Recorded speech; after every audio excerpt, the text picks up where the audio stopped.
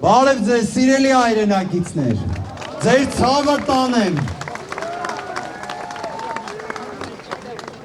Ժողովուրդ ջան, մենք ներկայացրեցինք մեր դիրքորոշումը կենտրոնական ընտրական հանձնաժողովում։ Մենք ներկայացրել ենք այնպիսի հիմքեր, որ ակնհայտ է դարձնում, որ այս ընտրության արդյունքները պետք է ճանաչվեն անվավեր։ Մենք վերջին օրերին տեսանք նաև, թե ինչ գործողություններ էին կատարվել, ընտրություններին մասնակցած, ժողովրդի կողմից ձայներ ստացած Բարգավաճ Հայաստան կուսակցության դեպքում, եւ ակնհայտ էր, որ այդ մասով պետք է լինի վերաքվեարկություն, ու ասեմ, ստեղ սևը սպիտակով գրված է օրենքի մեջ, վերաքվեարկությունը պետք է լինի, բայց թույլ տվեք, անեմ այն կանխատեսումը նաև ձեր ներկայությամբ, որը արել եմ հենց համապատասխան լիստերի դահլիճում, իրենք դա չեն անելու,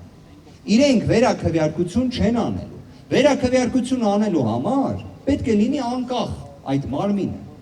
այս օրերի ընթացքում բազմաթիվ կարծիքները ներկայացվել են նույնիսկ դատական ակտ կա, որ ասում է պետք է անեն վերաքվեարկություն, ես չեմ հավատում, որ իրենք դա անելու են, իհարկե, մի ժամ սպասենք ժողովուրդ ջան, կարծում եմ այդքանը բավարար է, իրենք պետք է վերջնական որոշումը իրենց կայացնեն։ Եթե Հայաստանի Հանրապետությունում այսպես օրենքի տրամաբանությունը գործում է, վերաքվեարկությունը պետք է լինի։ Բայց քանի որ այդ վերաքվեարկությունը իրենց համար ցանկալի չէ, իսկ մենք հասկանում ենք, որ Հայաստանում այս ապօրինությունների մասշտաբը, ժողովրդավարության սկզբունքի նսեմացումը գնալով ավելի մեծ մասշտաբ է ստանում, այդ կանխատեսումը կատարել եմ։ Թող ես սխալված լինեմ։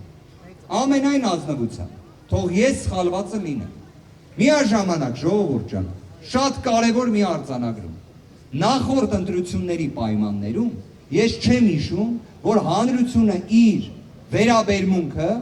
այդ թվում նաև հենց կենտրոնական ընտրական հանձնաժողովի մոտ արտահայտի։ Ապրեք դուք ժողովուրդ ջան։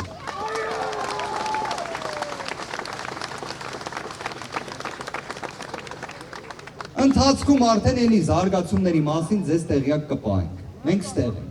Պարոն Վարդևանյան, դուք ասել եք ներողություն 79125 ազդագիր չի աշխատել, դրա տվյալները մուտք են պաշտոնական տվյալ է, հենց կենտրոնական ընտրական հանձնաժողովի կողմից հրապարակած, դուք պատկերացրեք, ստացվում է շուրջ 100,000 ձայնի տեսանկյունից, այդ խնդիրը կա, այսինքն անձնագիրը ինչի պետքա չաշխատի, կամ մենք ստացվում ունենք 17,000-ին հասնող զինվորականների քվեարկության գործընթաց, որի հանդեպ կա 0 վերահսկողություն, 0, չգիտենք որտեղ են իրենք գալիս ընտրելու, որևէ վերահսկողական այդ մեխանիզմը չի գործում։ Հիմա այստեղ առաջանում են բազմաթիվ հարցեր, ինչպես է այդ քվեարկությունը կազմակերպվում, ինչպես են իրենց տվյալները գնահատվում եւ վերահսկողությունը իրականացվում։ Իսկ չաշխատող անձնագրերի հետ կապված մի տեխնիկական իրավիճակ նկարագրեմ։ Անձնագիրը անձը ներկայացնում,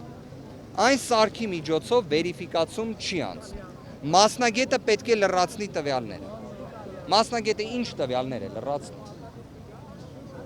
Ես չգիտեմ։ Պատշաճ է լրացնում, թե ոչ պատշաճ։ Չգիտեմ։ Բայց լրացրել է։ Առնվազն 79,000-ից ավելի նման դեպք արձանագրված, որ անձնագիրը տալիս են, անձնագիրը չի աշխատում։ Մի հանգամանքել եմ, ուզում նշել։ Բոլոր խնդիրները, որոնք եղել են, նույն զինծառայողների քվեարկության հետ կապված այն տեսանյութը, որը բոլորը տեսել են, դա ունի մեկ պատասխանատու, թե ինչի դա պետք է չլիներ։ Դա կենտրոնական ընտրական հանձնաժողովն է։ Այսինքն իրենք ստեղծում են խնդիր, որ հետագայում հերոսաբար այն լուծեն։ Սա չի ընտրական գործընթացը։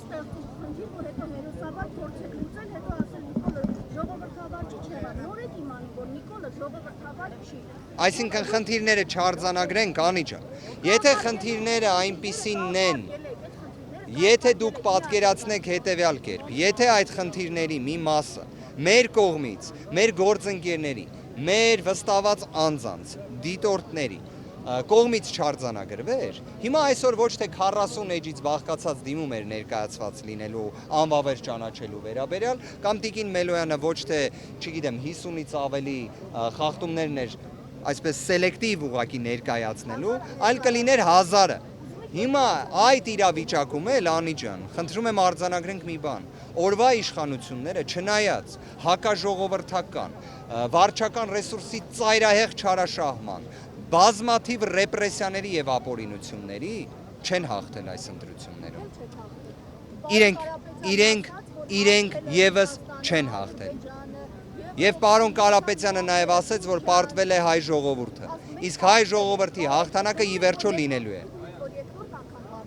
Մեր կողմից նաեւ, հենց պարոն Կարապետյանը արձանագրեց դա, մենք նաև ներկայացնելու ենք դիրքորոշում, նույն սահմանադրական դատարանում քննության ենթակա հարց է, նույն երկրորդ փուլի։ Իդեպ պարոն Կարապետյանը շատ լավ բանաձև էր առաջարկել։ Այդքան վստահ են իրենց ուժերի վրա, բայց ինչն է խնդիրը։ Ինչևէ, գործընկերներ,